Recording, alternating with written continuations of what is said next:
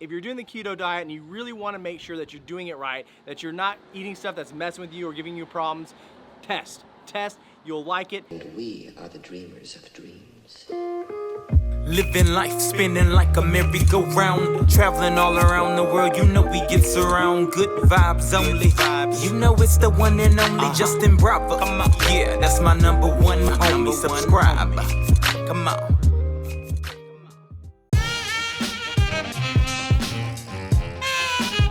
Yo, Goat Gang, what's going on? Happy Sunday. I'll tell you this. Everyone asking me, like, what's the secret to the keto diet? What can I do to be more successful in the ketogenic lifestyle? You gotta test. I know it's a bummer. I know you don't want to prick your finger. I know you don't want the blood and the needles and all the things. I get it. Like, I was there. I really didn't want to go there. In fact, I've been doing the keto diet for, I don't know, maybe 5-6 years now.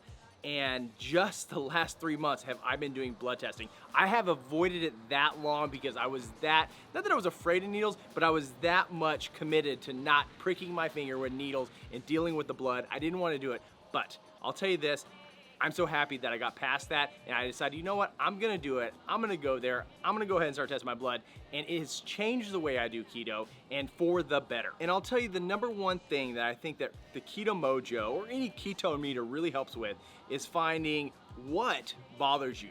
Because yes, there are some safe things that you can eat, like some butter or meat that you know it's not gonna cause anyone any issues. Now, believe it or not, there's a lot of things that can throw you out of ketosis that you think is no problem, that you think is a part of the ketogenic diet, is not a problem.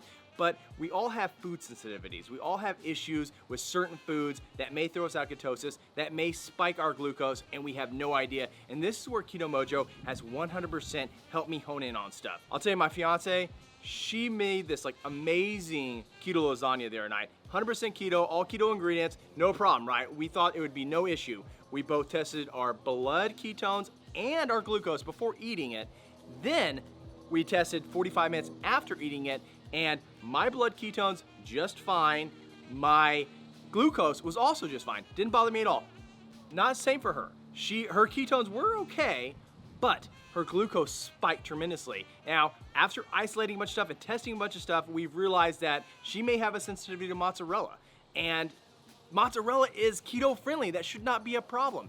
And as we've gone down this path, we found other things like cabbage. Both her and I have a sensitivity to cabbage, which cabbage is keto friendly. It shouldn't be a problem. But if I eat a little bit of cabbage, I find that my glucose goes up a little bit, testing right here on the KETO Mojo. So it's really helped me get in the zone and really be prepared to do this keto right, because you know, I find that a lot of times where I stall or I get in plateaus and these issues where I'm not losing weight, it could be because I'm eating cabbage, which should be keto friendly, but for whatever reason, my body doesn't like cabbage and there's issues there. So this is why I think testing is the ultimate thing. You gotta do it. I know I hate it, you hate it. It's got to the point now where it's come routine to me that it doesn't bother me. I actually, like, it's no big deal.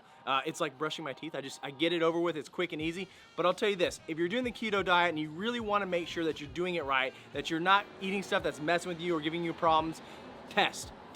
You'll like it, you'll grow addictive to it, because what'll happen is you should be testing before and after meals, suspect meals, and you'll find whether you have food sensitivity to this or that, and very quickly you can get locked on to eating the stuff that is completely agreeable with your body, you have no problems with, you're always staying in ketosis, you're keeping your glucose down, and you are just a fat burning machine. For people who are new to blood testing, I thought I would show you, give one quick test. I like KETO Mojo because the testing per test is 99 cents, so it's very cheap to test for your ketones.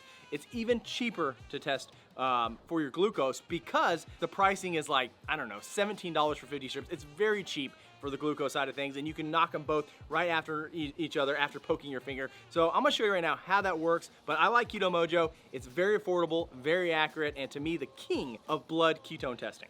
So every time you get a fresh vial of keto strips here, you get a new coating strip, and you got to put that in the machine the first time around just to coat it to the strip so they know they're calibrated and working correctly. Now the way to do that is, the current one I have is 797, so I'll just put the coating chip in there.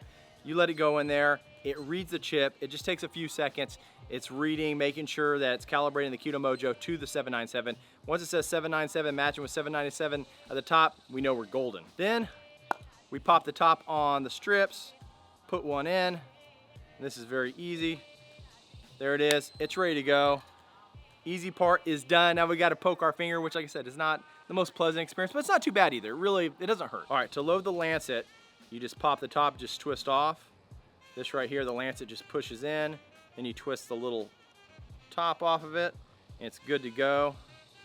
Right here, twist, lock, pull back to make sure it's engaged. You can adjust this for depth of the needle, but you know, I think that for me, like I found that either the last setting or the next to last setting, the deepest setting is the best, because when I'm testing glucose and ketones, I want to make sure that I'm getting enough blood for both strips. So I usually just go a little bit deeper than I probably should, but I just want to get as most blood as possible. There's an easy to use button right on the pin, and we just push and it pokes.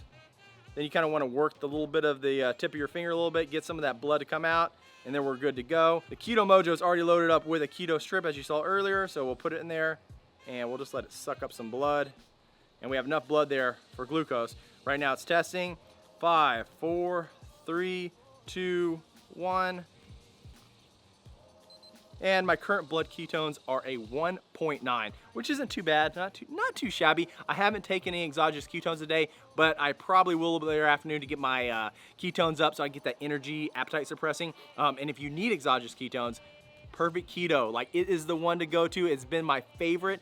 Their chocolate sea salt is excellent, and they actually got a new flavor, the peaches and cream, that is super dope, and I've really been enjoying that too. Get your energy up, get your appetite down. Like exogenous ketones, whew, it's where it's at. And when you're testing, you realize you're a little low, boom, you just get a little bit of that, it's ideal. If you want some Perfect Keto, I'll put a link in the description so you can check it out. And Go Gang always gets 20% off. So now let's test for glucose. So we just pull the ketone strip out, then we go over to the glucose. Now glucose does not need to be calibrated like the ketone strips. It is ready to go right out the jar. So we just put it in, and it always says CH checking as it does the initial startup. And once you see that little blood drop going, you know it's time to test. Okay, so right there, I tested at 98. That's a little on the high side. I like to be closer to like the high 70s, mid 80s. To me, that's where you want to be on your glucose.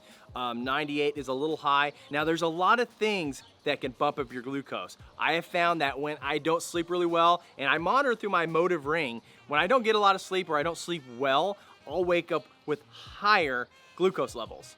If I eat cabbage, I get higher glucose levels. There's little things that always are affecting it and throwing off an ideal blood reading. And for instance, right now I'm at 98. Now that could be a couple different reasons. It could be that, you know, I don't know, while I'm recording here, the stress is a little higher on me, and that is bumping up cortisol, which is bumping up glucose. I mean, there's a lot of factors, and that's why testing has to be done. It has to be done often so you can know what affects you and what you can do to prevent it.